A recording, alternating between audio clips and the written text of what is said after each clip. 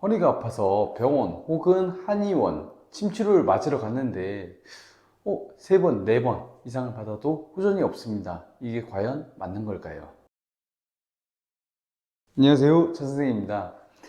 자, 우리가 보통 허리가 아프게 되면은 제일 먼저 찾는 곳은 결국에 병원입니다. 한의원, 정형외과, 그리고 통증의학과 아니면은 일반적인 병원들이겠죠.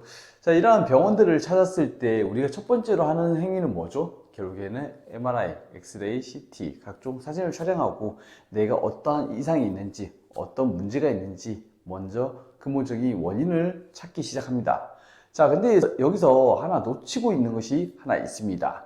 뭐냐면, 우리 사람이란 동물은 결국에는 두 발을 이용해서 걷게 되는 동물로서 결국에는 다리가 없다면 상지, 허리 또한 없습니다.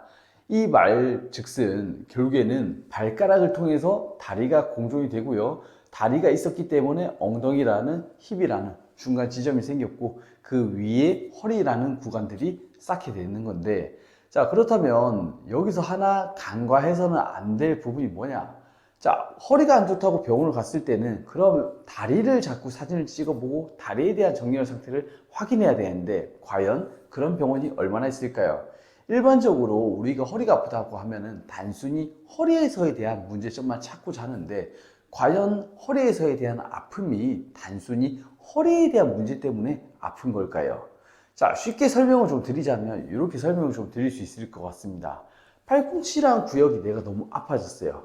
그럼 이 팔꿈치라는 구역은 팔꿈치만의 문제일까요? 아니면은 이런 상완 전완근에 대한 부분, 아니면 손가락에 대한 부분, 어깨에 대한 부분 때문에 같이 파생된 통증일까요?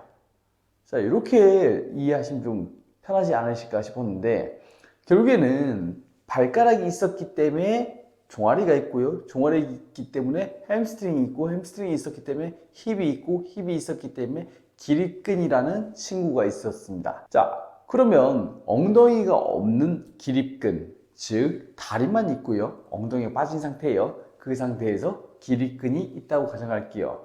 그렇다고 한다면 과연 모든 몸에 대한 충격은 누가 받아줄까요? 받아줄 사람이 없습니다. 이러한 이유 탓에 결국에 허리 밑에는 엉덩이라는 산화가 하나 깔리고요. 엉덩이 산화 밑에는 허벅지 밑에 햄스트링이라는 산화가 깔리고 그 밑에는 스프링 역할을 해주는 종아리라는 친구가 깔리게 되는 것입니다. 자, 근데 많은 병원에서는 이것을 간과하고, 즉 다리에 대한 모든 기능들은 간과하고 결국 허리에 대한 문제점들만 파괴되는데 그런 부분 때문에 오히려 더 큰 오류를 발생시킵니다.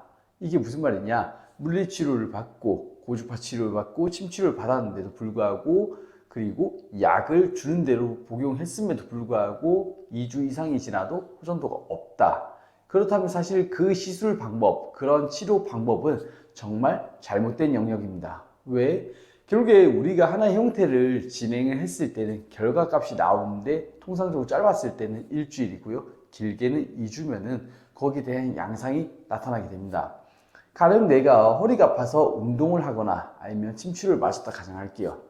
그렇다면 침치료 같은 경우는 보통 즉각적인 반응을 합니다. 한번 맞고 나면 근육 꼬인 곳들이 풀리게 되면서 결국에는 호전도가 일어나게 되는데 운동 같은 경우는 또 반대로 근육통이 한번 왔다가 빠지는 경우에서 호전도가 좀 일어나기도 합니다. 이러한 이유 탓에 통상적으로는 짧게는 일주일, 길게는 2주일 정도의 양상을 좀 나타내는데 만약 내가 2주 동안 병원을 다녔음에도 불구하고 호전도가 없다. 그렇다면 사실 그 병원 뛰쳐 나오셔야 됩니다. 왜? 한 달이 지나도 두 달이 지나도 세 달이 지나도 분명 지금과 같을 테니까 말이죠. 결국에 나는 시간을 버릴 것이고 두 번째로는 돈을 날릴 것입니다. 그걸 하기 싫다고 한다면 지금부터 이 영상 집중해서 잘 들으셔야 될 겁니다. 자, 우리 몸이라는 것은 굉장히 단순합니다. 허리라는 구역이 보호되기 위해서는 엉덩이라는 스프링이 생기게 돼 있어요. 즉 허리를 빳빳하게 고정시키기 위해서 밑에 하나의 스프링을 끼워 놓은 거죠, 우리 몸에.